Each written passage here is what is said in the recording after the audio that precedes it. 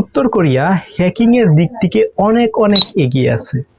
অর্থাৎ সারা পৃথিবীতে যত প্রকার হ্যাকিং হয়, অর্থাৎ যারা হ্যাকার আছে, হ্যাকাররা কাজ কি কোনো ব্যাংক থেকে বা কোনো ব্যক্তির কাছ থেকে, হয়তো ব্যাংক থেকে টাকা চুরি করে, কোনো ব্যক্তি থেকে তথ্য চুরি করে। সো এরকম যে হ্যাকিং করা হয়, এই হ্যাকিংয়ের জন্য কিন্তু উত্তর কোরিয়া খুব নামি দামি ডাকের মধ্যে আছে। কারণ উত্তর কোরিয়ায় কিন্তু হ্যাকার খুবই স্ট্রংলি এবং খুবই শক্তিশালী সেই হ্যাকার।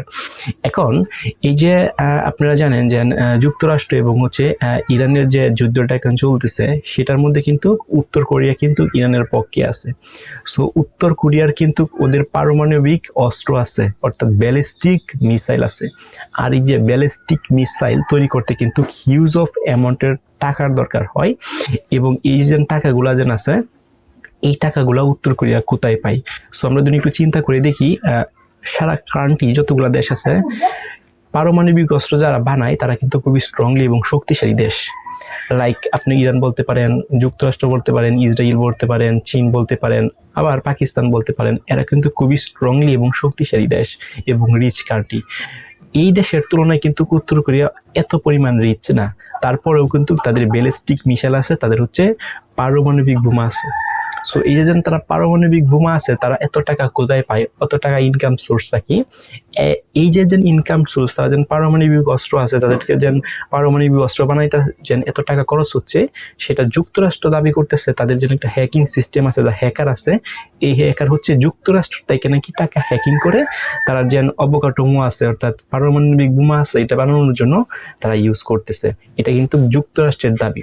এবং যুক্তরাষ্ট্রের ছাড়াও যদি আমরা একটু রিসার্চ করে দেখি, তাহলে কিন্তু বিভিন্ন প্রকার যে হ্যাকিং যে অপারেশনগুলো হয়, বিভিন্ন প্রকার যে রিপোর্টগুলো আসে, সেইগুলো যদি আমরা একটু অ্যানালাইসিস করি, তাহলে কিন্তু আমরা দেখতে পাই যে উত্তর কোরিয়ার হ্যাকাররা কিন্তু খুবই স্ট্রং।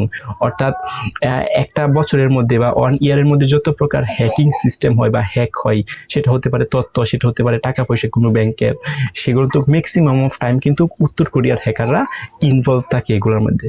সো এরকম যেন অ্যানালাইসিস আছে, এরকম অ্যানালাইসিস করার পর বিভিন্ন সংস্থা আছে, তারা কিন্তু তথ্য দিতেছে বারবার যেন উত্তর কোরিয়া কিন্তু হ্যাকিং সিস্টেম কিন্তু খুবই শক্তিশালী। সো এখন এই যে উত্তর কোরিয়ার কিন্তু এত রিচ কান্ট্রি না হওয়ার পরও ব্যালিস্টিক মিসাইল, পারমাণবিক বোমা আছে, এই টাকা কোথায় পাচ্ছে? প্রশ্ন কিন্তু এখানে এটা থেকেই যায়।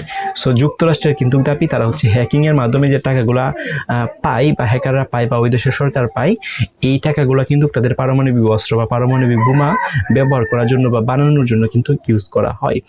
এখন যদি উত্তর কোরিয়ার যে হ্যাকারগুলো আছে, উত্তর কোরিয়ার হ্যাকাররা হ্যাক করে কোনো টাকা পয়সা অন্য দেশ থেকে, তার মানে অন্য দেশের টাকা পয়সা কিন্তু উত্তর কোরিয়া নিয়ে যাবে।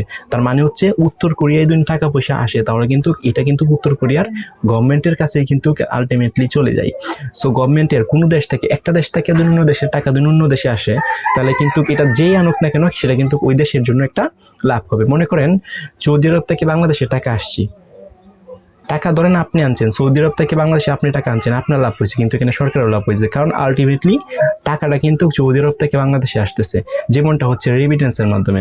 সো রেমিটেন্স তো একটা বৈধ উপায়ে আসতেছে, কিন্তু অবৈধ মানে হ্যাকিং, যারা অকাঙ্ক্ষিত ব্যক্তি চুরি করে যে টাকাগুলো নিয়ে যায়, ব্যাংকিং সিস্টেম বলেন বা বিভিন্ন ওই যে টাকাগুলো চুরি করে নিয়ে যায়, এটাকে আমরা বলি হ্যাকিং করে নিয়ে যাওয়া হয়। সো এই যে বিষয়গুলো ঘটতেছে উত্তর কোরিয়ায়, উত্তর কোরিয়ার একটা অ্যামাউন্ট কিন্তু কি হ্যাকারের কাছ থেকে বা হ্যাকিংয়ের সিস্টেমের কারণে তাদের যে টেকনোলজিগুলো আছে, উত্তর কোরিয়া কিন্তু টেকনোলজির দিক থেকে অনেক অনেক এগিয়ে যাচ্ছে ইদানিং।